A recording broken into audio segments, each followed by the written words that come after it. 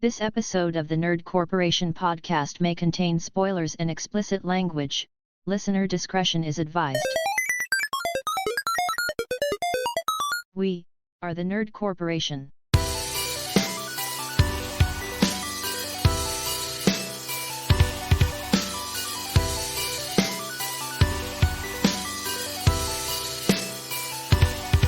What up, everybody? It's podcast day. My name is Eddie Lyon, and I'm glad I don't have $250,000 for a submarine ride. With me, as always, is Cole Simper, What's good, my ninjas? Derek Reese. Guess what I've been doing? I don't know. It's from Mystery Science. Gotcha. He has white shit all over his face and just this ridiculous shit-eating grin. And we are the Nerd Corporation. Nick couldn't be with us today. He has what we like to call the eye surgery mud butt. Glaucoma. I thought it was a cum shot to the eye. It should have been. Like, it mixed with the water in his eye. Well, why do you think he needed surgery to begin with? Yeah, he had to get it drained out. Welcome to episode 181. Oh yeah, one of them. We're back and better than ever. Better than ever. We had to take a little break in June because I have 5 million kids and half of them have birthdays in June. So had to take some time off for that, but we're back. We're going to talk some nerd news and do a segment of What You Playing. So without further ado, let's get on with the nerd news. The Flash. Womp womp. Yeah, I mean, let's get into it, dude. Can we give that the L of the week? We sure can. Because I mean, Ezra, he's gotten the L of the, or they've gotten the L of the week several times. Oh yeah, absolutely. Might as well keep up the tradition. The Flash movie is now the biggest flop in comic book movie history. Yeah. Projected to lose over $200 million. Yeah. In the box office, and like they're still counting in big quotes, like box office sales and shit. So yeah, I think So you've both seen it, I've seen it. Yes, and I sailed the high seas. I want. Oh, okay. um, I want like a full discussion. I'd like to know because we had a kind of a small little snippet of a conversation in messages where I was like, "What's the difference between the Flash and Across the Spider-Verse?" I want to know. Yeah. Besides the fact that it's animated and one is live action. Yeah, it's pretty much the same movie. Like it really is. The only thing that's different is that it's a timeline thing more than it is a multiverse thing. But yeah. But kooky. That's what I'm saying. It's like it's kind of like the super kind of convoluted kooky plot where like you kind of have to give it the benefit of the doubt to believe it. You know what I mean? Mm-hmm. And I liked it enough. Like it wasn't something that blew my socks off. The CGI was aberrant. Really bad. It was awful. It was like really bad. Like for something to have a budget that it did. And for the CG not to be as good as it should be was... Well, I mean, even just the fact that it was such a massive downgrade from the Justice League CGI and all that. Right. Not that I'm a fan of Zack Snyder generally, but I mean, the CGI was at least on point, even though there was far too much slow-mo. But yeah, no, this movie was such a step down from that. It was horrendous. And a lot of people didn't go see the movie, obviously, for Ezra Miller. Right. And a lot of people didn't go see the movie. You think so? Yeah. You think like actually people were like, you know what? Yeah. I don't want to see it. No, people had already checked out. Like the second they said they were keeping Ezra, people checked out. We're like, well, I'm not going to go see it. And, well, you're not getting any of my money and this, that, and the other. The funny thing is I see people all over social media attributing the Flash to James Gunn. Yeah. Like, oh, Gunn's already failing. And I'm like, he didn't do this. He didn't do this. No. This isn't one of his, you idiot. And this is the thing, is that the Flash was here to jumpstart the new DCU. Right? We're going to see end the DCEU. Right. And then start the DCU. Right. So we're going to the GU. Yeah. The JGU. Exactly. Yeah. The JGU. Papa Gunn is going to come in here and talk and talk to him real quick. But I mean, I don't know. The movie was fine. It did its job, but it was not. Personally, I found it aggressively mediocre. Like, so aggressively mediocre that it just, like, it couldn't have been any more average if it was just called Average Joe. Right. I've seen most of like the big, Right. like, because for some reason I'm like Johnny on the spot for like spoiler scenes on TikTok. Like I come across the lives all the time. That's how I watched like the majority of Across the Spider-Verse was just off of TikTok. That's funny. So one part I did really like was closer to the end. They start showing all of the different timelines for all of the different wrestlers, I was going to say, but for all of the different heroes. Mm-hmm. So they would like, when they look over there, they'd see a time, because all the timelines were collapsing onto each other. Yeah. And so you would see the Batman timeline, and it would show Adam West, and it would show, all the Batman iterations until then. They didn't show Grant Gustin, that's for fucking sure. Yeah, that was really stupid. Bastard. Okay, so they didn't show him, but they showed Christopher Reeve. Well, and you know who else they showed? The Flash from the 1980s.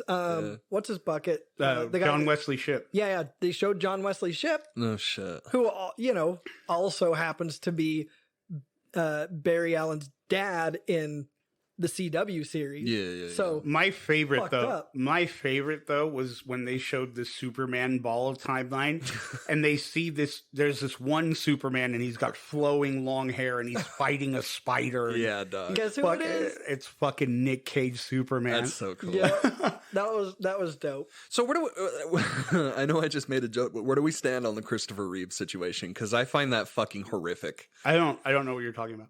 Isn't Christopher Reeves in the movie? Well, it's like CGI Christopher Reeves from the fucking dead, dude. Yeah, it's like deep faked fucking. What the fuck, dude? Like like they did the same thing with Grand Moff or is it Tarkin? Yeah. Mm-hmm. Yeah. I mean, I don't know. I don't. I think it's something that we might as well just get used to. They're not going to stop. Yeah. Mm-hmm. They're not going to stop doing it. No matter how in poor taste. Look at Indiana Jones and the massive age regression they did on that. Yeah. Did you see that? Not yet. No. Do you want to see it? As long as there aren't fucking aliens in it, I'm down to watch it. I've heard it's hot shit. Really? Like hot shit. Yeah.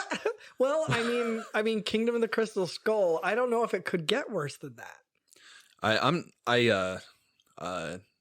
I don't know if this is shocking or not, but I haven't ever seen any of them. Oh, really? Which is weird considering like how big of a fan of Star Wars I was. The first three are sublime, especially my personal favorite has got to be The Last Crusade. Right. And that was the one that they did before they went away, right? Yeah. That was the third one. The third movie. Yeah. And it dealt with a lot of like just sort of like the early modern like sort of crusades and all that kind of stuff, and I dig that kind of shit. So I don't know, like fucking Harrison Ford's like 100, and doesn't even know what the Red Hulk is. Right. I don't know, man. I have a hard time figuring out how I feel about Harrison Ford as a person, because he's just such a fucking curmudgeon about everything. Like, people are like, "Oh man, you were so great in this," and his response is basically like, fuck off, I don't care. One of my favorite, he could not give a shit less about anything. One of my favorite Harrison Ford stories is one that Mark Hamill tells, and I forgot which Star Wars is it, the one where they're being compacted into the trash? It's A New Hope. New Hope, right? And so he's like, I'm coming out of there, and I tell Harrison, and I'm like, hey, so should I like have more like schmutz on my hair? Like, should I be more like in garbage? Yeah. And Harrison Ford replies, kid, it's not that kind of movie. He's like, if somebody's going to be paying attention to your hair, we got a big problem. He just seems like just a little out of touch boomer-ish type. He's just never given any fucks. Just one giant crab apple. Yeah, right? Like, I mean, the only person that I know of that's been attached to Star Wars and stuff that's even worse was the guy who originally played Ben Kenobi. Obi-Wan. Oh, yeah. Like, that guy fucking hated the movie. Really? Yeah, and like fans, I have heard a couple instances where fans went up to him like little kids, and were like, "Oh, you're amazing," and he just basically fucking ripped into him. That's weird. That's my favorite Star Wars movie, A New Hope. I adore that movie. Yeah, that's very weird to hear. He was like embarrassed to have been a part of it. That's like, very he fucking hated it. Yeah, and now it's like $1 billion IP. That's right. Strange. But yeah, I don't know how to feel about this CGI shit. It feels very dystopian and very like, and I know that there's a large amount of money behind like people are paying for like the rights to the estate and all that shit. Like that shit is very complicated and whatever. And it's just going to keep happening. Like that's oh boy, that's very strange. A lot of people are going to come back from the dead, bro. If I see Mac Miller come back from the dead, I don't know if I can listen. I don't know if I can listen to it again, dude. That's fucking weird. Well, and that's really fucking weird. A lot of people are pretty pissed about the Secret Invasion credits. That's why The Flash gets this Nerdcorp L of the Week. Shame on you. Wah, wah. Anyway, but Secret Invasion. What's going on? I've heard not so great things, my friend. I've enjoyed it. Really? Yeah, I like it. I think it's great. I'm 2 episodes in and I love it. Really? Yeah. Love it. No issues. I think it's great. Like really? People. So what are the complaints? Well, the biggest complaint that I keep hearing from IGN over and over and over and over and over again is that it's not following their expectations of a spy thriller. Oh, fucking so what? That's not, I mean... So isn't like it being a spy thriller like 1/10 of like... That's part of it. Yeah, that's part of it. Yeah. But that ain't the whole fucking thing. Yeah. And it's stupid. But the criticism that a lot of people have been having about the credits specifically, though, is that they used AI technology to create some of the credit stuff. So, okay. And that's a problem. How? They're saying, like, the Marvel is saying, well, this didn't put any artists out of work. Like, we didn't, I mean, somebody had to push the auto generate button, I guess. I mean, right? But that's what everybody's saying and assuming, and I'm sure they're right. I'm sure. So, why wouldn't there be artists that they didn't use because they used AI instead? The whole AI thing is a really hot button topic apparently right now, and you guys are way more artistically inclined than I am, so I don't really know how much I can speak on it. But I don't really know. You can very clearly tell what is you can very clearly tell what is AI generated and what is not, and like the human touch and everything, and I feel like that is always going to be missing in AI stuff. Like and it's just an opening, so like that's where I wonder if maybe Marvel's telling the truth and they didn't drop artists because of it. Because it's great, you've got AI, that's a good start, but somebody's got to go in and make sure it looks right and there aren't mistakes. And I'm sure that they're still employing artists to take care of things on the back end, and just having sort of AI be the jumping point. And why? Is what I'm guessing. I mean, isn't there like 19 other Marvel projects in the works? Like, you got like the artists are paid, guys. Yeah, they're fine. Yeah, they're great. Like you don't have to worry about whether or not like it's just so broke people say the most dumb shit. Broke people. And I'm not saying that like as a condescending thing, because I'm a broke people. But broke people like to talk about fucking rich people more than rich people like to talk about themselves. Yeah. Like that dude's sitting comfortable. He misses one job, I promise you, he still has his home. He's still got his $4,000 apartment in California. And paid for like the next couple of months. I'm pretty sure he's okay. Yeah. And he's working on something else. Like these things are like way, way, way in advance too. Yeah. Like that opening was made, I'm pretty sure, like at least a year ago. Right. It's but yeah, no man, the series itself has been great. Like I really like it. I like everything about it. So you're caught up. Mm-hmm. Yeah. Yep. Yeah, I'm 2 episodes in. How many episodes is it so far? It'll be 4 this. There are 3 right now. It comes out every Wednesday. And how many are planned? 6? I think it's a 6 parter. 6 or 8, I think. Yeah. I know that you were really looking forward to that one. So when I was hearing the reviews, I was like, oh no. Yeah, no, I liked it a lot. And I mean, I don't know, I can't speak to the veracity of this, but I saw a thing saying that it was one of those situations where the person creating the show was told not to read the comics for it, which everybody gets all up in arms about, but I'm fine with that personally. Yeah.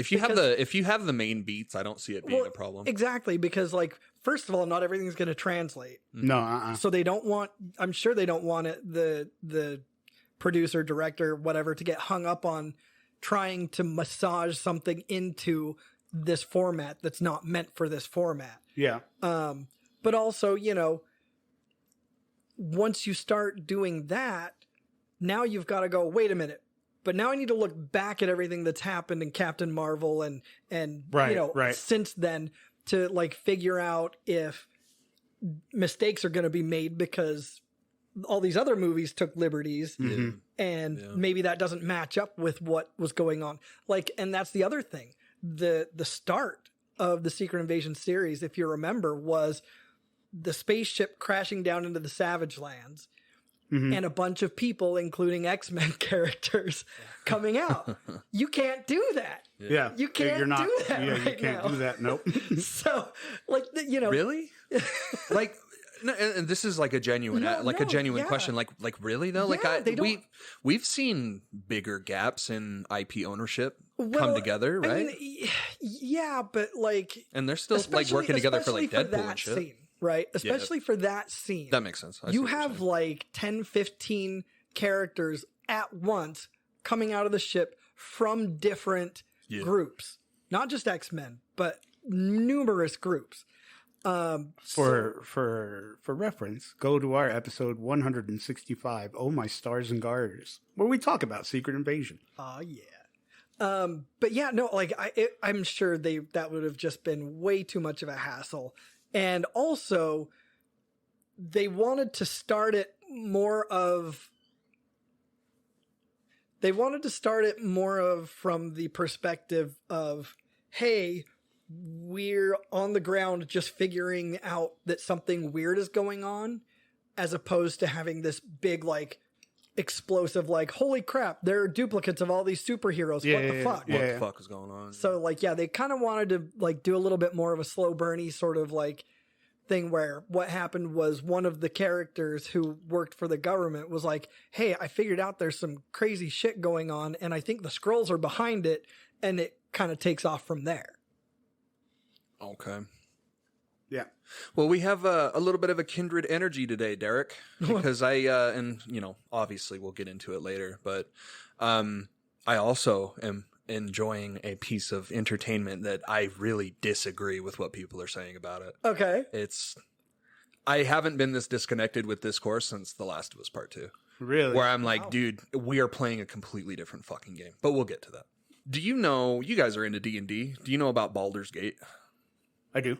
The video game. Really. I mean, I know about it. But. Yeah, I've never played it, but I know what it is. So there's a new one coming out, and I only know because my friend that's obsessed with D&D tells me about Baldur's Gate and how like it's something to look forward to. Mm-hmm. But they are on a little bit of a media tour right now, and because of a certain stream that they had showing off the romance options of the game. And you can fuck a bear. I saw that. You can fuck a druid. I did see that. That's transformed into a bear. That's crazy. I don't fuck with bears. Derek doesn't fuck with bears either. I mean, I'll fuck a bear if a bear's down.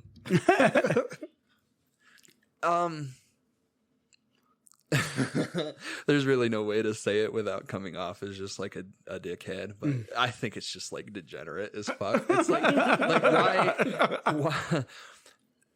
Okay, like the meme culture, I can get behind. Like, I fucked a bear once. Like, I can get behind that. But like, dude, so many furries are gonna just I know, and I'm like their pants about it. Do we have to like have a conversation about like, is this legal? Like, can you fuck a bear in a video game and like be okay with it? Like, I'm pretty sure. It's very weird, and also they're toting their genital physics They haven't. No. The last time we saw this was Cyberpunk, but apparently you can like hyper customize your ball sack. Wow. And it's like they're taking D&D to the next level, right? Jesus Christ. I don't know. I just wanted to voice my disdain because it's like, oh, we're fucking bears now. Okay. That's insane. Video games, man. Speaking of Cyberpunk Edge Runners, they won Anime of the Year.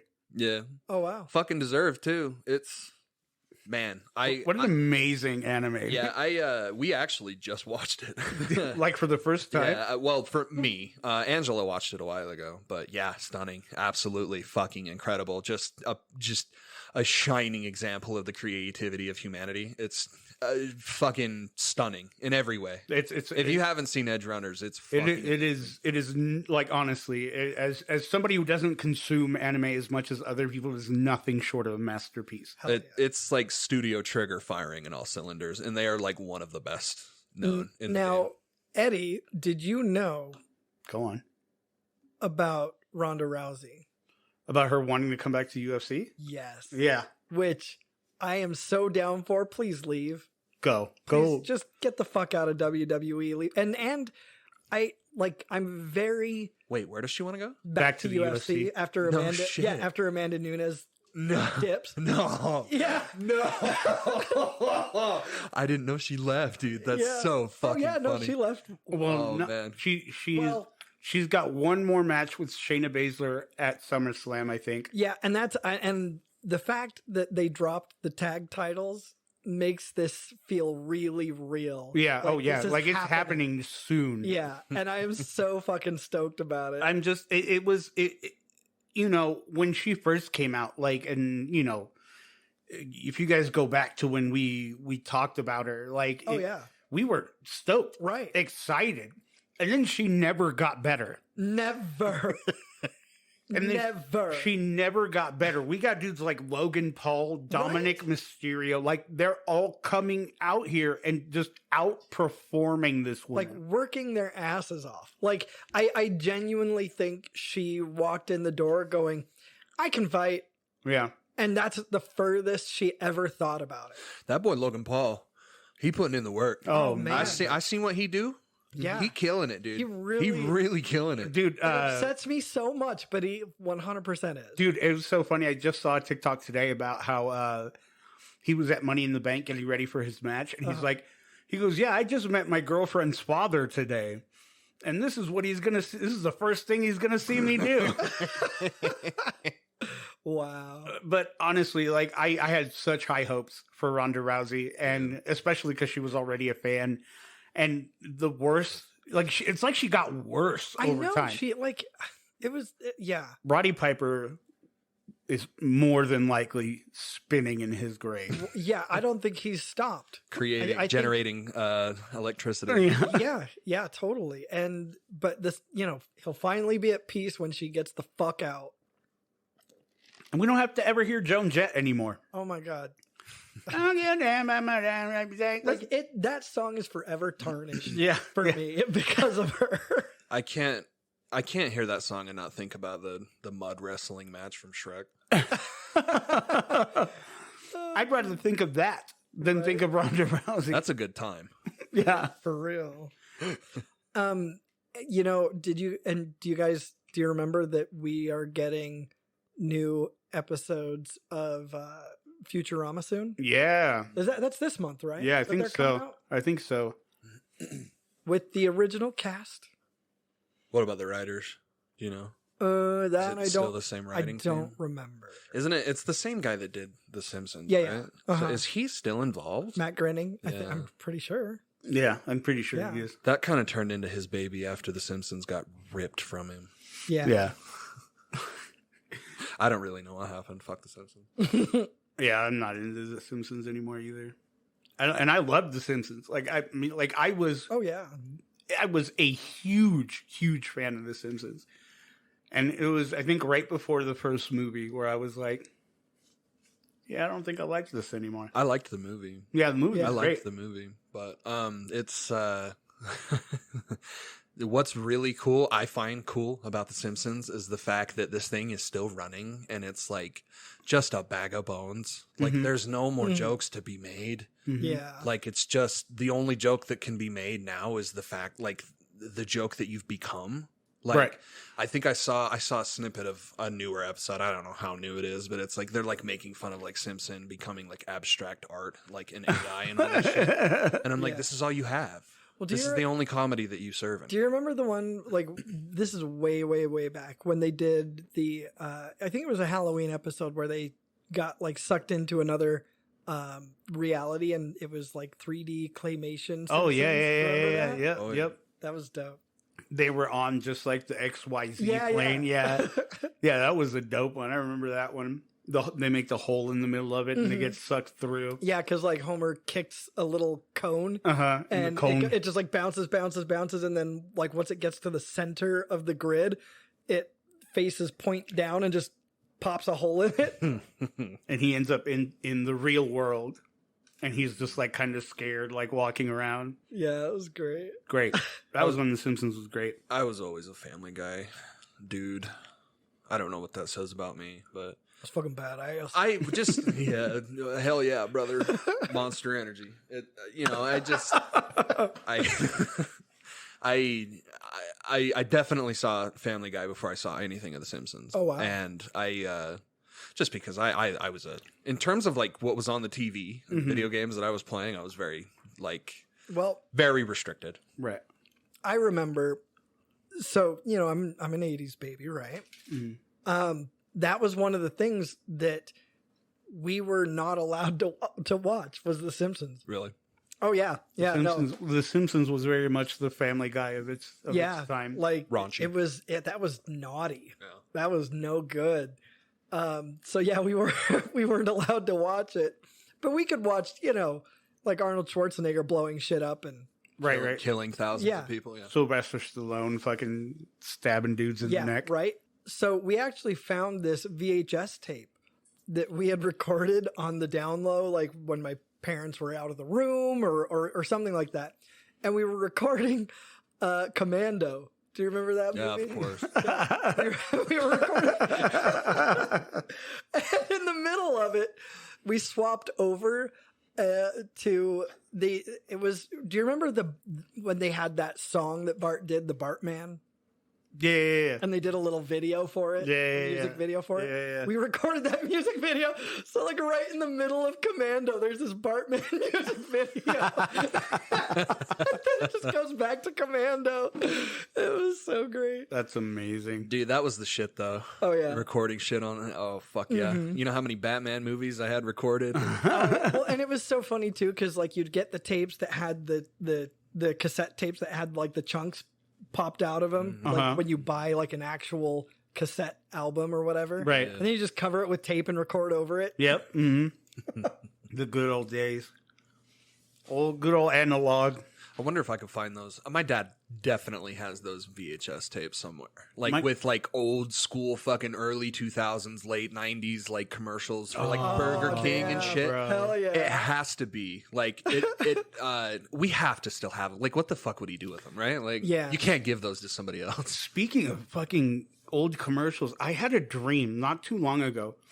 And Derek, I don't know if you remember in the 80s when McDonald's had that late night moon mascot. Yeah. Moon Man, bro. Yeah. Dude, and he had the sunglasses. And he was like, he was a hip as shit. Let's Mac tonight. Yeah. Like, I had a dream with that song in it, bro. Like, I haven't thought about that song in years. That like, is too funny. That thing was locked in the recesses of my brain, bro. And for some reason, I had a dream.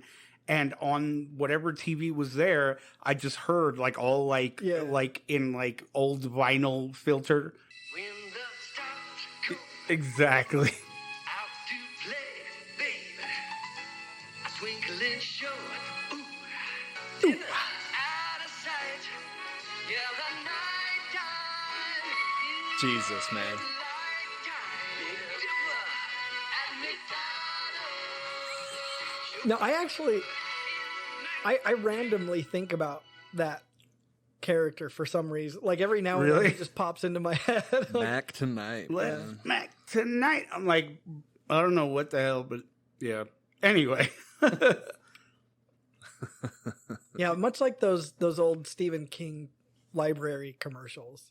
Okay, yeah. I loved the fuck out of those. They're on YouTube. Go look them up. They're hilarious. Every once in a while, I like to look at old, like, 80s, 90s Japanese McDonald's commercials. Oh, yeah. Azuachi Makaduna. That's a gold mine, dude. What was the Simpsons dish detergent that had Homer's face? Mr. Spocker. Yeah, Mr. Spucker. Mr. Spucker. And it wasn't even his face. It was just a fish and a light bulb put together. No way. I remember. That shit was Jesus too Christ, funny. dude. That was so funny. Did you ever notice when you started playing Tapped Out again for that hot minute? Did you ever notice that the garbage pile that you pull from for the monorail has a Mr. Sparkle box? in it? Yeah, I've seen it. Yeah. We've got our Superman and Lois. Yeah, so we have David Cornsweet, Rachel Brosnahan as Lois Lane, That's right. and doesn't say anybody else really. It says Henry Cavill, so I'm assuming he's making a cameo. Weird. There is also another Superman, an animated one starring Jack Quaid, Yeah. Oh yeah, that's right. That's right. and I really want to check that out. Like I heard, I saw a clip. Yeah. I saw a clip, and it looks animated. Well, and it's pretty funny. Everybody is pretty much on board with Lois, but man, those Snyder stands are fucking pissed. Oh, bro, give me a fucking They are fucking livid. change the fucking record, bro. Like, But I don't understand. Like, isn't Cavill been like really vocal about like, hey, I like to move on from Yeah. things. Like, and Superman is very Yeah. obviously in my fucking rear view. Like, why Right. can you guys not get on this board? And like that's the thing too, because this. Have you looked at this David Cornsweet dude, Cole? I don't know what you're talking about. No, So is it he's the new Superman? yeah, have you No. he looks great. he looks. He needs to pack on some muscle, which I'm sure he will. What's his name? David Cornsweet. He looks like Tom Welling and Cavill had a baby. Yeah, like he's got a great jawline, you know, like that striking jawline that Superman, that's almost one of his, things. Like that's his like defining feature. Yeah, like that's a Superman characteristic. Yeah, I mean he needs to buff up a little bit, but He was the projectionist in Pearl. And he's actually taller than Cavill. Yeah. And I mean, it makes sense. If you're going to relaunch the DCU, Yeah. you need someone that's going to be able to have this role for another 10, 12 years. Exactly, and that's one thing that James Gunn said. I saw it in a few articles. I don't recall where, but James Gunn actually said Superman is going to be David Cornsweet's age, Yeah. so he can just sort of age right along with the character, Right. which makes sense. I mean, he's a young guy. He wanted a young guy so that he can, yeah. he's fucking gorgeous. I don't know, Right? I don't know what people. And are everyone, talking oh my god, dude! Everyone is basically using the meme of, like, oh, he's just Henry Cavill off of Wish. No, he's Like, not. no, he's not. And they keep showing all these like goofy ass pictures next to like a really good picture of something, and they're comparing that to Henry Cavill versus David Cornsweet, and I'm like, you're reaching as fuck. I don't know if I'm reaching, but he looks a lot like Reeves. I mean, Christopher. I think yeah. he looks a lot like Christopher Reeves. Yeah, and imagine that guy as Clark Kent too. Like, he's gonna be really good on both sides of the cape. And people are just mad at the look. I guess. Really? Yeah, they're saying he's just this shitty version of Henry Cavill, and I'm like, the fuck he is. Bro, you can't have it both ways. Yeah. Okay, motherfuckers. You can't have your cake and eat it too. You gotta have this new guy and Nick Cage Superman. Okay. Okay. For some reason, one is better than the other, and I don't understand it. But yeah, no, I mean he looks great. I don't know why everybody's crying. Yeah. Hoes are just mad. They are. Hoes have been mad a lot lately. Yeah. Bro, Are either of you excited for Blue Beetle? I am. I'm super stoked for it. I'm very excited for You know, no. but I am, this is the one, right? Like, Yeah. this is the one that has like no prior attachment to other companies. This is 100% JG, right? Like, this is the man. Well, he's stepped in and he's like, this is my project now, Well, right? Blue Beetle was already a project in existence. So this isn't a James Gunn project. This is... But he seems like heavily involved. I right? think so. Okay. But... Because then I will give it the benefit of the doubt. I want to see how good, like... Well, and it's funny because I've seen people going like, no one's going to go see this movie. Nobody knows this character. And I was like, no one knew who the Guardians of the Galaxy were either. Well, that's where I'm at, where I'm like, it's always fun to watch a train wreck, in my opinion. Like, it doesn't seem like he's attached to it at all. Really? Yeah. Yeah, it was prior to him jumping where I heard in, that. But... So the director is Angel Manuel Soto, which is even better because it's Latin directed.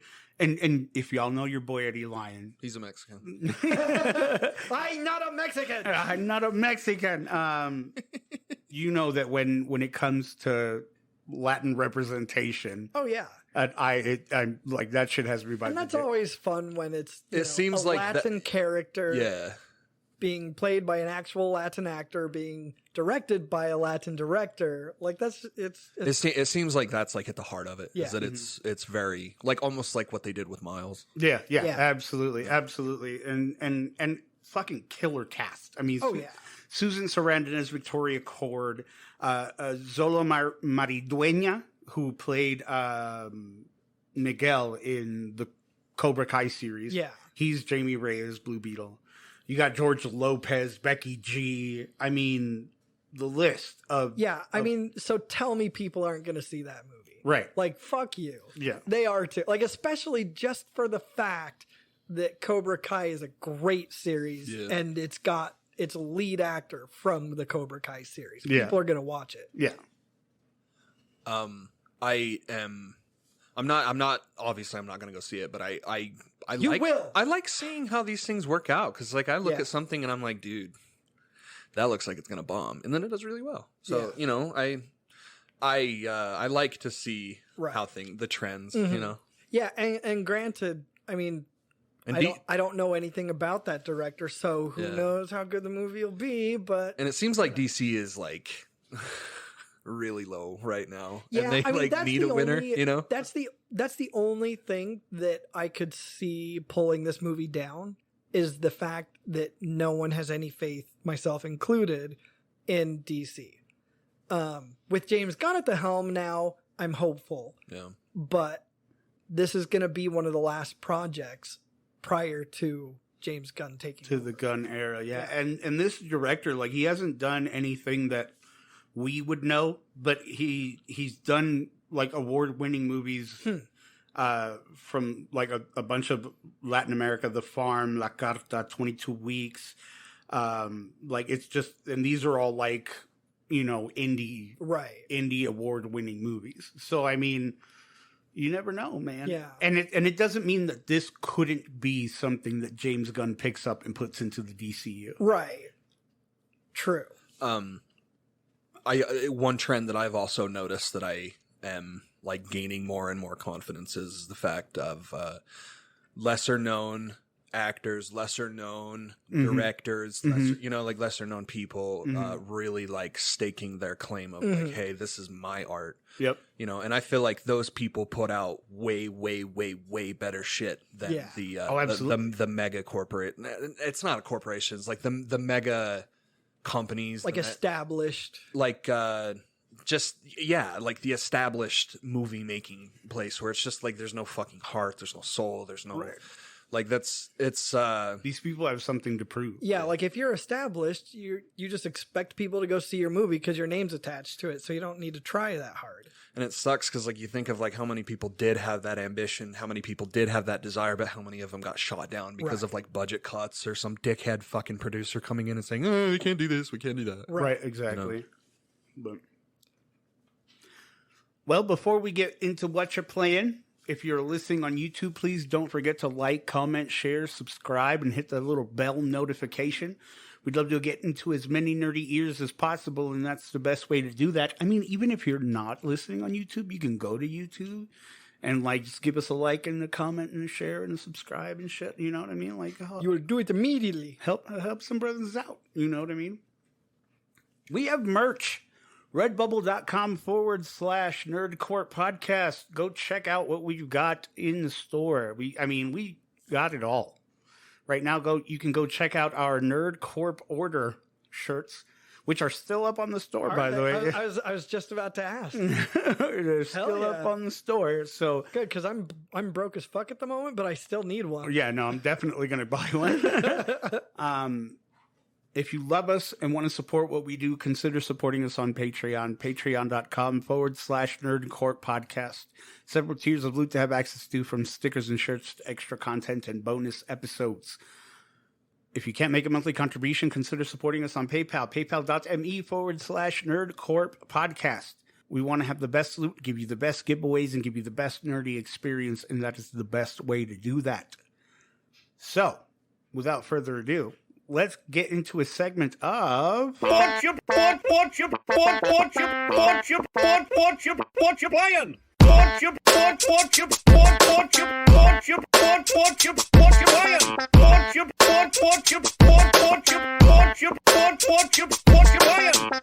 Watcha Playin? For those of you that are new to the show, this is a segment where we go around the table, talk about the games we're playing and how we feel about them. So, I'll start. Eddie Lion, what you playing? Well, I'll tell you, Eddie Lion. I am You're here too. Oh, you can God. tell us. We lost him. So right now I am playing a few things. I'm still chugging along at Modern Warfare 2. I'm still enjoying being as toxic as I possibly can on that game. Sniping people with the shotgun. Yep. Okay. Just horrendous.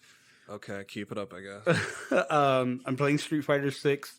Hey, who's your main? DJ. DJ? Of course you are. I'm a DJ main. Okay, so tell me your experience. How have you been playing online? Have you just been playing single player? Have you done any work in the lab? Tell me. Are you even good at all? Like, what is your fucking problem? So I haven't done.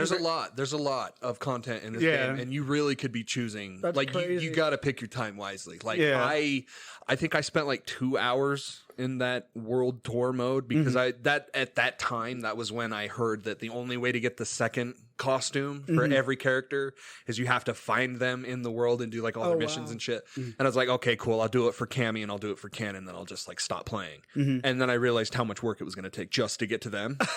And I was like, okay, Capcom, you got $20 worth of micro transactions, and I just bought every.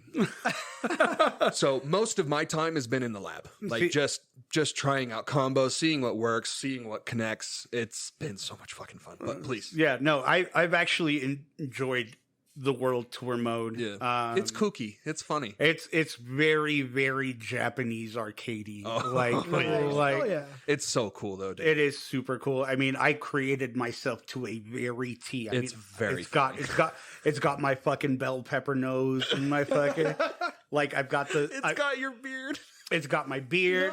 Yeah, like the skinny legs and the big torso. Like That's it's hilarious. like it looks like me. Awesome. That is Like so great. it looks like Can you, me. can you put it in a Yeah, Nerdcorp dude, shirt? he can. Oh, I wish. No. he can use that avatar and fight with that online. Yeah, That is too funny. yeah, and like it's been fun. And I've done a few of those, and you know I've played online a little bit, and you know I'm having fun. Like I can't remember the last time I had like genuine fun with a Street Fighter game. Because like Street Fighter 5 was cool, but I just wanted to win a lot, you know. And fucking as soon as people started getting stupid good, like I was like, all right, I don't want to fucking play I'm this. done. So I gotta know your thoughts and your feelings on modern controls. Have you fucked with those at all? No, fuck those, dude. That has like been the biggest talk of Street Fighter. Dude, like modern- online discourse is whether or not you should clown on people Fucking- using modern controls. I like to call them diaper controls. Yeah, weakness fucking disgusts me. Yeah. Like, because modern controls help you just like have all of the moves. They pretty are much. they are one button presses. So one button like supers, and you know. They nerfed the fuck out of the characters. So your character is like gutted in terms of like moves because they're all tied to one specific button and one button combination. So like the main thing is, and what's so funny to watch is Geef players, because modern Geef players are a fucking plague on society. Dude, Zangief is the worst. Like as Brian would put it, sad. Geef been the villain since too. Like shout out to Brian. But like, yeah. Who's putting in that work, by the way? He's almost at Diamond. No way. Wow. No, wait. I think he might be almost be a master. He's putting in some fucking work. I'm like actually scared of fighting against his jury. He's like saying shit too. He's like, I've been doing this combo and this combo. And I'm like, brother, I have no fucking idea what you're saying. I know Ken and Ken only. Right. Like but it's been fun. I've had a lot of fun playing, and it's like the world tour mode, which is like the single player campaign of it all, is super fun and super engaging. I think they've done really well. I feel like there's enough in there to keep me, entertained. Yeah. Until we wait another 8 or whatever years for a new one. You know what I mean? Because this game is going to stay for a while. I think so. Yeah. I think this one has staying power, and it's also selling really well. Oh yeah, so absolutely. It's really fucking cool to see Street Fighter strive be in the limelight like this. Oh yeah, absolutely. And and all the like shitty little memes that have come out about it. I love all of it, but at the same time, it's just more eyes. And, yeah. Mm-hmm. Pessimistic eyes are still eyes. Right. So, I had one more question for you, but I can't fucking remember. Oh, the music. What do you think about the music? I think it's like the only downside. It's very mid. Yeah. Like Guile's theme was kind of weird. What the fuck? How do you butcher Guile's theme? Yeah, Guile's theme was really weird, and it's very like,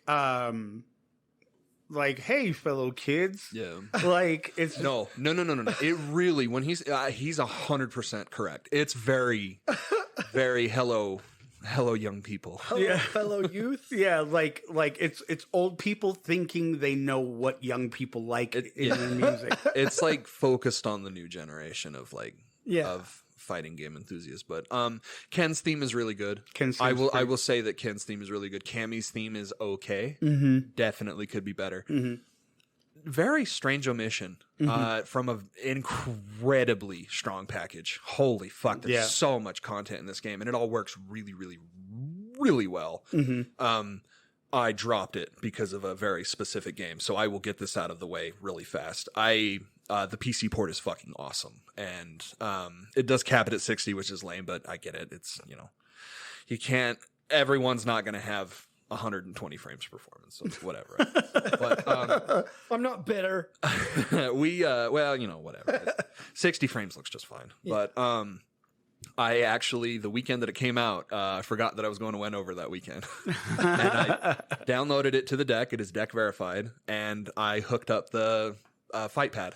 And I played Street Fighter 6 online with my fight pad in my hotel room. That's fucking dope. Yeah. And it was worked perfectly. That's amazing. Bro, off of the fucking internet on my phone. Like wow. I couldn't connect to the hotel Wi-Fi, so I had to hotspot. Wow. And it worked like perfectly. That's wild. It's really strange that it works that well. But, that's crazy. Yeah. I'm playing Jurassic Park Evolution 2, which is just like a park builder. Like you put dinosaurs in their it's areas. a zoo builder. Yeah, it's a zoo builder. Yeah, like you have to build their habitats. It's really scratching my sim itch that I've been craving for a little while. Yeah, I get that. And so it became the free game of June, and I was like, yeah, sure, why not? Yeah, I added it to my library, but I haven't actually played it. If you have it, like if you're having a sim itch, or if like you could use something different from what we've usually been playing, definitely give it a shot. Like download it and play it. Like it's fun. It's super fun.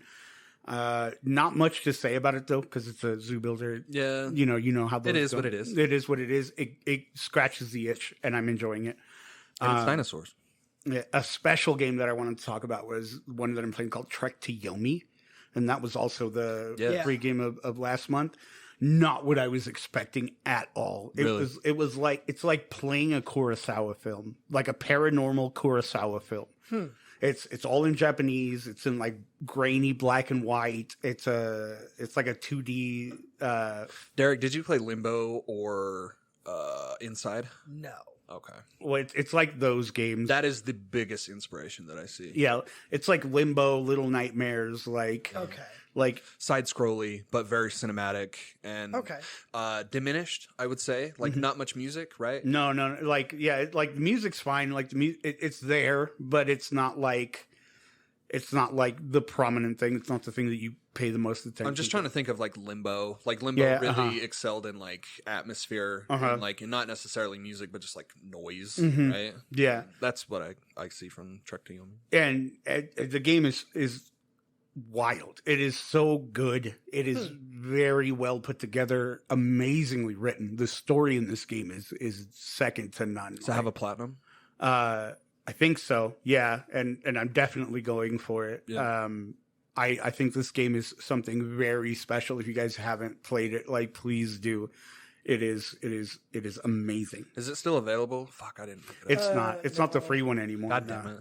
No, it's not. Every time that happens, I fucking want to kick myself. Yeah. That's why I always just add them to my library. I know. I mean, I forget sometimes too, though.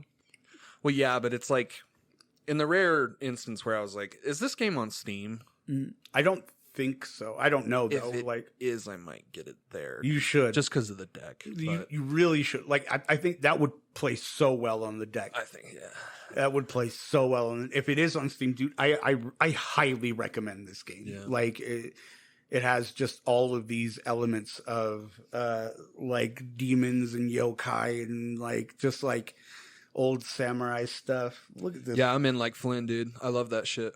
What can I say about this game that hasn't already been said ad nauseum? I want to know your problems with it. My problems? Because I'm going to sing the praises, obviously. Right. And it's issues that I have. But I want to know, like, what stops it from being, like, a game that you continue playing? And, like, what would stop you? Like, your main frictions with the game. I'm just curious. And one of my main frictions, and this is just with Final Fantasy games across the board. I love the stories behind Final Fantasy, and I love the lore. I love seeing these characters and seeing like their progressions and shit like that. But the cinematics have always been like the cutscenes are always over the top. And it's a priority and a bit too long. You know what I mean? Yeah.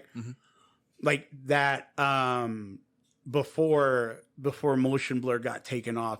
Ugly as fuck. I had shit gave me a headache. It was really bad. Yeah, and you're playing it in performance mode, right? Yeah, I am. It's a lot better in performance mode than it is in quality mode. In quality mode, it was awful. Yeah, it was the reason why I turned it off. I was like, I cannot fucking do this anymore. And you know, I have a giant fucking television and not a lot of room in my living room, so I'm sitting like 6 feet away from my 75-inch screen. Hell yeah, brother. And like seeing the movements was very jarring, and I barely could make out any of the things. But like, other than that, this game is so fun, so fucking fun. I love Torgal. I like my dog, best boy. Yep. Is just amazing seeing, you know, Ifrit and Garuda and Odin and like all of these creatures from all of these different religions and you know beliefs, and just all come to have these like giant kaiju fights. Like that's probably my favorite part, is like when you turn into Ifrit and you gotta like pretty much King Kong Godzilla fight. You are not Ifrit. I am. Yeah. I'm really enjoying this game. Like honestly, game of the year for me. Good. I'm glad. I have so much to say about this game, and I'm gonna try and cut it. But, so are you done? I am. Derek, I don't know what you're playing, but I know you're playing Diablo 4. Yeah. But please say what you're going to say, and then I would love to chat with you about Diablo 4. Okay. I've been playing Diablo 4. That's it. No. Dude, if I wasn't playing Final Fantasy, I would be nuts deep in Diablo 4 right now. So, I mean, I finished the campaign, which, I feel like the only problem that I have with Diablo 4, is just how ever loving long it takes in the campaign to get your mount. Yeah, Act fucking 4, I dude. feel like that's a bit fucking ridiculous. I still don't have it. Like Act 4 in a 6-act game? Yeah, it's ridiculous. Like that's fucking dumb. That's just dumb. It's almost like getting your chocobo in the third act. Think about it this way, right? Like, Which you do.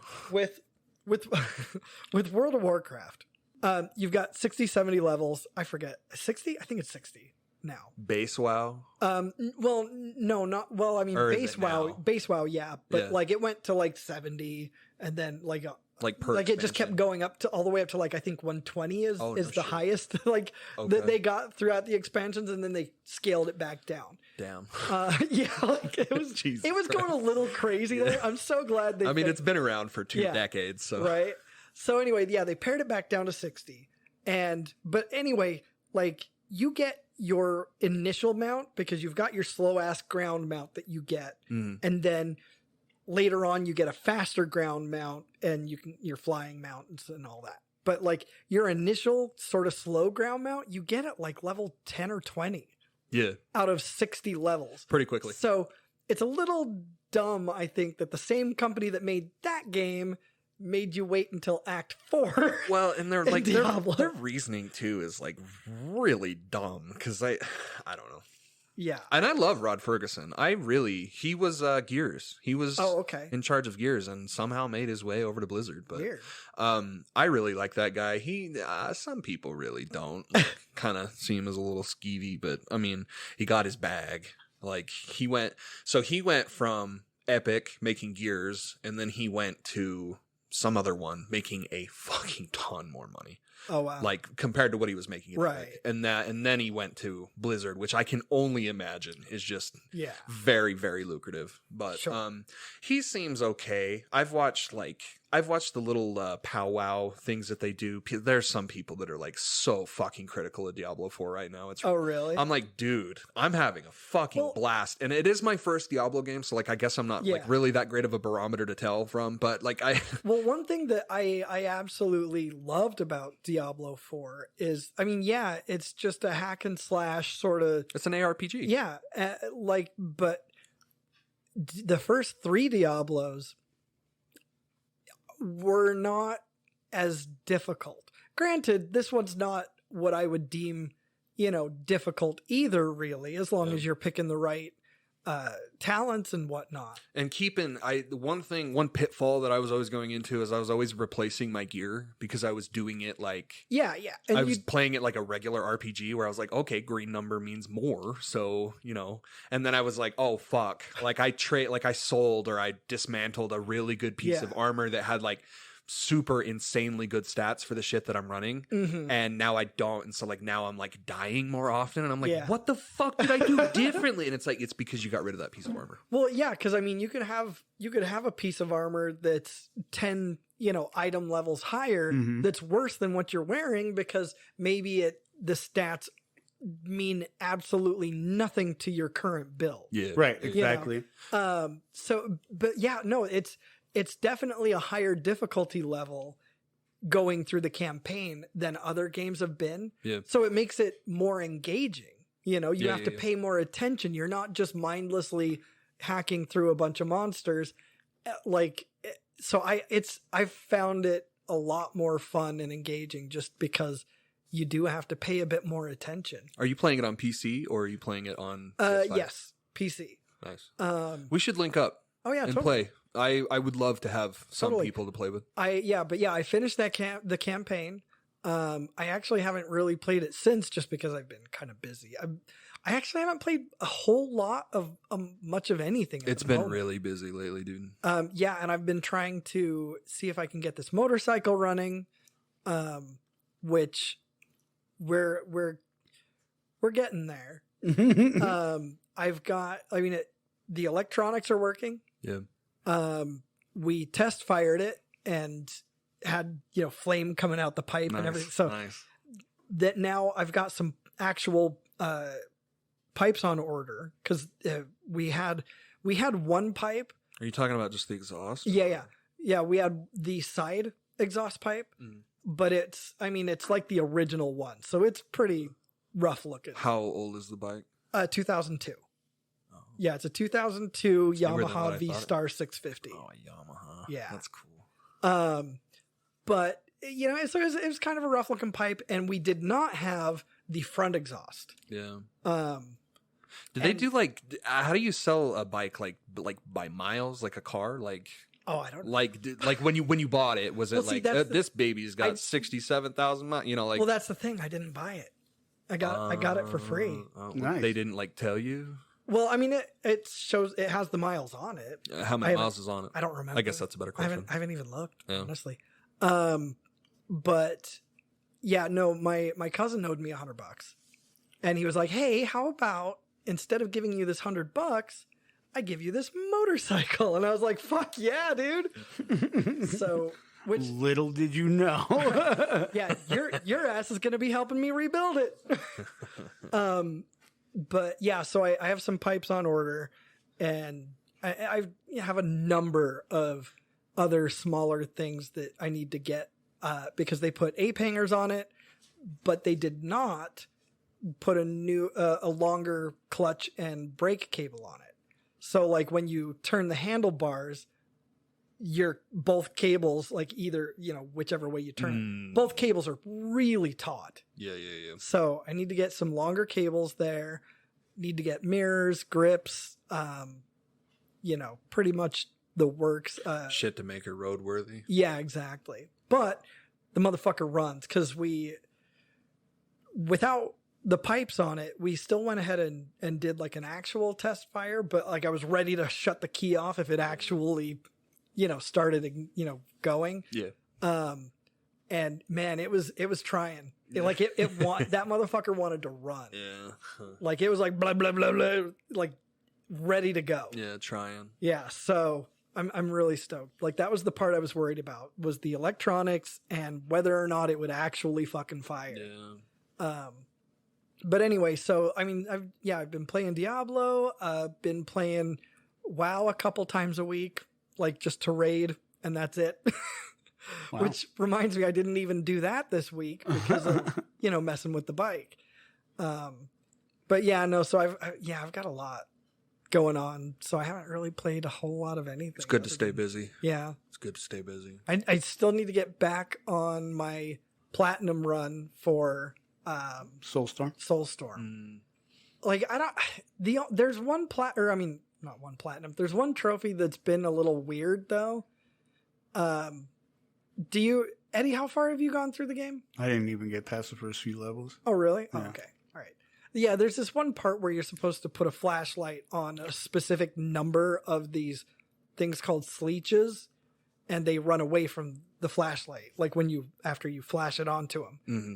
And like, I must have flashed every goddamn thing on that level, and the trophy didn't pop, so I don't know. Weird. Interesting. But yeah, so I need to get back on that. Cool. Cole, what you playing? Oh, boys, it's been a while. Played a lot of shit. I'm still kind of playing Zelda. I really kind of dropped it. The Switch is not ideal for handheld play, in my opinion. After going to the deck, it just feels like, and the deck is heavy, but it feels way better in your hands. Like it kind of forms to your palms, and gotcha. That's what I noticed. I bet it does. Like something else. Even with those special Joy-Cons that I bought, the Gengars, the pad ones, they still feel really it hurts my fucking hands. Yeah, it's just small. It is small, and I bought this. It's technically a controller, but it's like a deck case, and then you put it in. You put the Switch screen in it, and then it is a deck size at that point. I'll have to show it to you. It's on pre-order, so I can't. I don't have it yet, but I'll show it to you when I get it. And I'm kind of waiting for that because like I would love to finish Zelda. I'm so close. Like I just really just need to finish it. But other things have appeared. I fucking adore Street Fighter 6. If I had more time, I would be. I mean, when I have no other games to play, this will be my game that I play every day. Very cool. Like I fucking adore it. It's so good, then like so much better than it has any right to be. Hell yeah. Also Diablo 4. I for some reason got a wild hair up my ass to play that because it looked so much fun. And I was looking for a mouse and keyboard game to play, and it is very hard. You're correct, but I'm also playing on World Tier 2, where it's supposed to be way harder than World Tier 1. But my build has gotten finally to the point where I feel like it's like okay, I can take on anything now. Hell yeah. But yeah, Mofongu the Barbarian. Yeah, he's pretty cool. Still trying to figure out if that's a racial slur or not, but It's actually a Puerto Rican dish. oh no shit, Mofongu. Mofongo. It's kind of like it's like a plantain dish. And Okay. Yeah. So Okay. Delicioso. I don't know. I thought I was being funny, but turns out you were being just a piece of shit. just What a is- wannabe racist piece of shit, which is even worse. you fucking failed at being a racist. I can't do anything right. Anyway, I really like Diablo 4 too as well. On mouse and keyboard it is really fun, but whoever designed the skills to be on the number pad needs to be shot like immediately, taken out back, shot Well, in that's how both they've kneecaps. always done it. Yeah, well, some things need to change, you know. No. I changed it to I don't know why, it's just more comfortable for me, but the Wasp D, like all of my Yeah. See, I just used the number pad at the top of the keyboard. See, I did that, but every time I would hit the fucking escape button and the fucking pause menu, like I'd be like fucking asshole deep into fucking like a mob and just getting torn to shreds. And I press the escape button and I'm like, oh, guess who can't have any fucking control over their character until you press escape again. That's too funny. Changed my bindings and it never happened again. And it also feels really fucking good on controller. I don't know if you've ever like tried it or if you have a controller. I bought it on PlayStation as well. I have it on PlayStation. I'm kind of trying to get Angela to play it because I think she would really dig it. Uh-huh.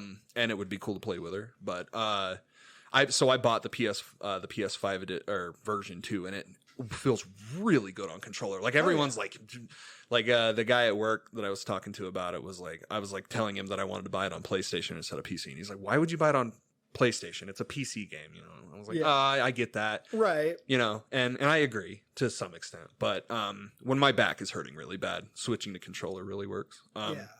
Can't wait to return. Really, that first season, can't fucking wait.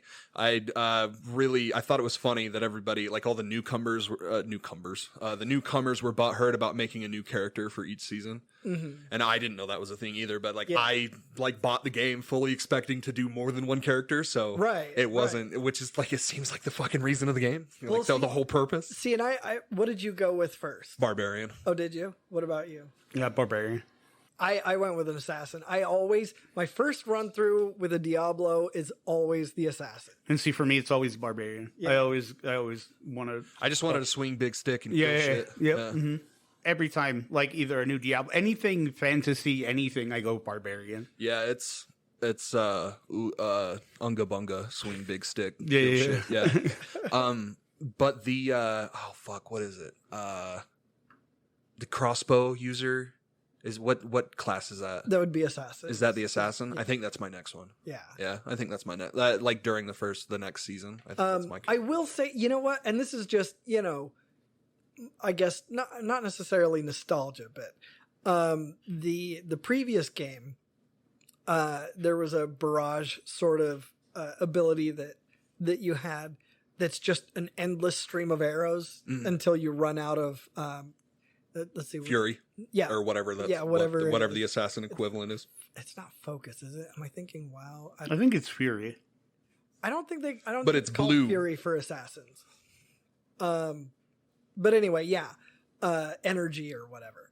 But but with Diablo 4, it's like a stream of like 4 arrows. So it's like brrrah, brah, Yeah. brah. Yeah. And like, and I kind of miss it just being this constant, like never ending, just like mowing people down. Did you play a lot of Diablo 3? Yeah. Okay. So were you, and you were obviously a fan of Diablo 1 and 2, right? So were you taken aback with the weird stylistic choices? Because they went with like more of like a cartoony WoW style, whereas this with Diablo 4, it's like more like realistic characters. I and shit mean, like that. it didn't really faze me, honestly, because maybe that's partially just because I'm also really into WoW too, but I guess you're not the best person to ask. It didn't really faze me much. Like I liked it a lot. Yeah, as somebody who played Diablo 3, going into 4, it really wasn't that big of a deal. I kind of want to get the Switch version of Diablo 3.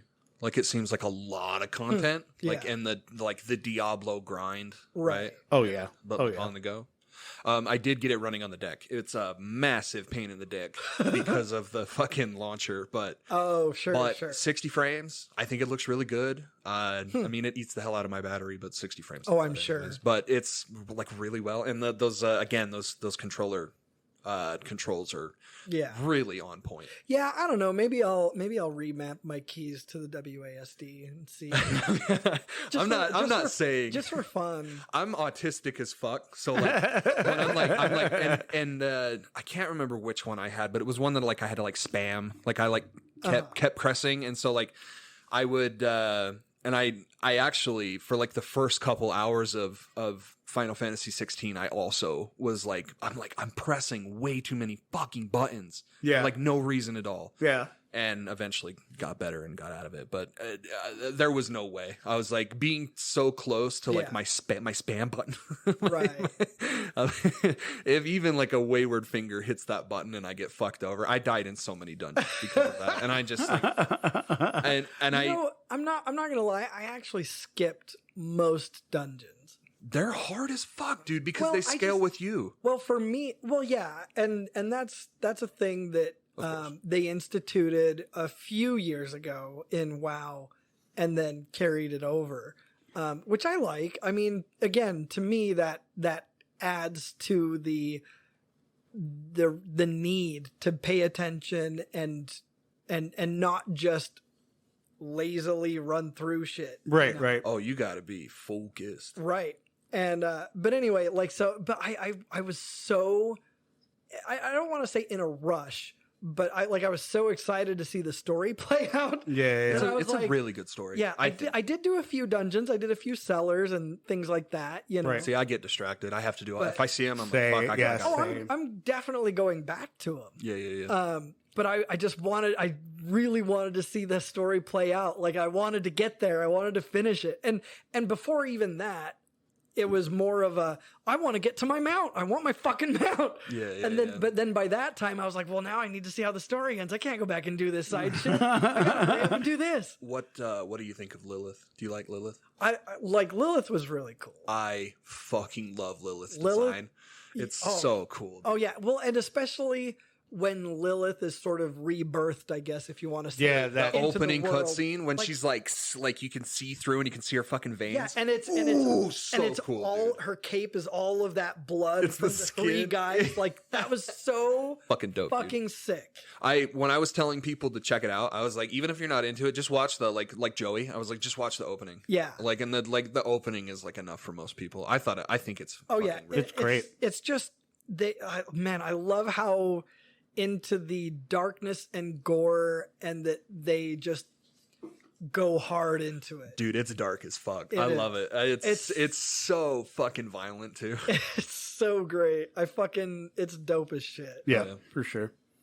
And then obviously the other game I'm playing is Final Fantasy 16. I would agree. I think this is also my game of the year. I fucking adore this game. It had some very clear bars. Too clear. And I think they did that a lot. Mm-hmm. It definitely has some issues.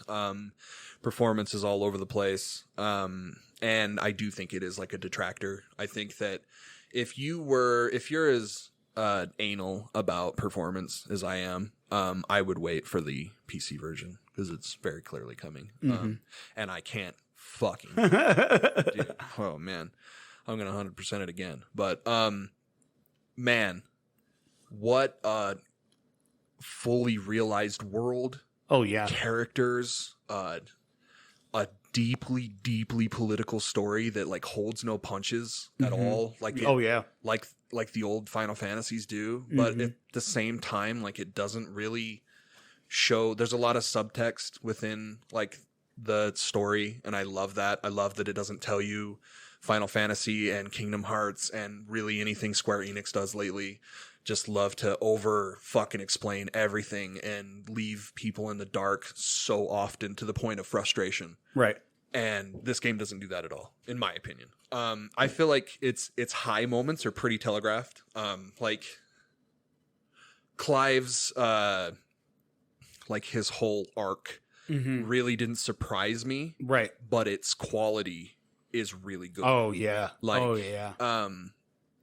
Man, I fucking love the fact that this is a story about brotherhood and like maintaining through all of the shit that you go through. Like you're still able to find comfort in, in family and, and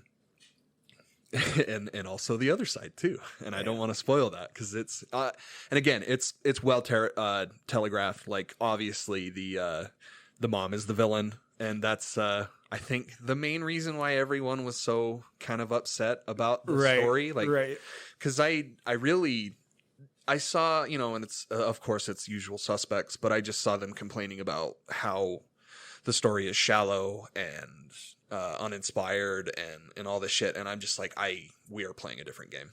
Yeah, there is no fucking way. I mean, like even the side characters are pretty fleshed out and like they're a little bit of a labor of love. You do have to do the side quests. Oh yeah, like to really fully understand like why. Go ahead. And I'm not mad at the side quests either. Like I'm having a lot like when side quests started opening up for me. Yeah. Like there was one time I just spent the day like just side questing here and there, and like it was really fun. Like those little side stories are like really flesh out like that. This is an entire world that exists outside of what you were going through. That was a major complaint in the beginning, was the side quests. Everyone was complaining about how they're really shallow and they really hold no substance at all. And I do agree in the beginning. Like the side quests are pretty fetch questy and go here, kill this, come back, you know, and very MMO like. I was gonna say, I hope they never play WoW. So this is made by Creative Business Unit 3. I think it's CBU 3, but they are the team that basically saved Final Fantasy 14. Like they came in and they're like, hey, you know, I think his name is Naoki Yoshida, but everybody calls him Yoshi P. He's like kind of the main producer guy that makes everything happen. Like he's the guy on the cover art, or like the, you know, like he's like the guy in front of the dev team. Oh, okay. Like, hey, this is like my child. Right. And they have a lot of goodwill about what they did with 14, because 14 is considered to be like one of the best Final Fantasies, and it's like really not a Final Fantasy at all. Yeah. It's a Final Fantasy theme park, and if you like Final Fantasy and you don't like Final Fantasy 14, I look at you a little weird, because I'm like, okay. And it's the same exact way with 16, where I'm like, the complaint that I heard that really confounded me the most was it's not Final Fantasy enough. What the fuck? And I'm like, okay, you can have that opinion if you think that, if your perspective of Final Fantasy is only in the realm of it being a turn-based game, then okay, I guess you can have that criticism. But where I don't understand is the fact that Final Fantasy has always been fluid. It's been like this fluid IP that does its own fucking thing. It's always had like little tentpole things, right? Like the music, chocobos, the prelude, blah, blah, blah. Yeah, it's always had like little stakes, right? But it's always been its own thing. Every single game is its own thing, except for obviously, you know, like 13.2 and 13.3. It's so fucking exhausting being a Final Fantasy fan, because you have to like explain, like, right. Like I think 13 is okay, but it doesn't do this, you know. But it's so Final Fantasy, it hurts. Oh yeah, it's like, oh yeah, and the combat is extremely addicting and fun as fuck and saucy as shit. You can do some fucking insanely cool shit. Oh yeah. This is the game I fucking dreamed about as a kid, dude. Like, and that's another thing too, is like it's very PlayStation 2 era. Like, yeah. like the cutscenes are like really well done and like Right. the fucking money dripping from those cutscenes, right? Oh yeah. And then you go to like a side quest where they're like wooden. Yeah. They're like talking, like, you know, like they're like making very stiff fucking movements. And it's like you can tell where the money went. Yeah. Yeah. Well, it just never really bugs me. No, It's a fucking video game. Like, I don't care that your hand only moves at the elbow when you're doing a fetch quest. And you know, that's another thing is that feels very MMO like too. It's like it wears its MMO inspirations on its sleeve a lot. Like especially in like big fights, you know how there's AoE attacks, Right. And you have to like move out of the area to like not get hit by it. It's the same exact thing. Like where you see like it's telegraphed on the ground where the shit's gonna attack, so you have to move. You know, I love that shit. I love that, and it works so well with a third person action game. It's fucking insane. I think you'd like this game. Probably, yeah. If you, I mean, its negatives are not negatives to you because you are an MMO player. Right. Like, and I will say, the PlayStation 5 is telling me that I'm 70% done with the game. Wow. At 50, I'm doing everything though. Like, yeah, and I'm doing the same thing. I'm doing it all. It's really don't need to follow a guide either to get the platinum, unless you don't want to run through, because you do have to beat the game twice. Once normally, and then once on the unlocked hard difficulty mode called Final Fantasy mode. Ooh. And I'm like stoked. I can't fucking wait. So that's I guess that's one negative I have, is that the game could be considered too easy because I'm fucking stacked, dude. Like I have. Oh, bro, I don't die. Like Joey said the same thing too. He's like, I haven't died. I played for like 20 hours and I haven't died. Yeah. Huh. So just user friendly. That's how I take it, is that it's user friendly, and, right? And they also have like the accessories of timely nature. Yeah. Where, you know, timely dodge, timely strike, whatever, where the game basically plays its fucking self. Mm-hmm. And you got that really disingenuous post on Twitter about the guy holding the controller with one fucking hand and pushing one button. Bullshit. And he's like, look at how easy the new Final Fantasy game is. And then you look up in the fucking corner, because the game tells on you, dumbass. Yeah. The game tells on you by the top of the fucking health bar. It tells every single fucking accessory that you have. And every one of those icons was lit up, bitch. Take them off. Yeah. Take them off, and then let's see you do that fucking fight.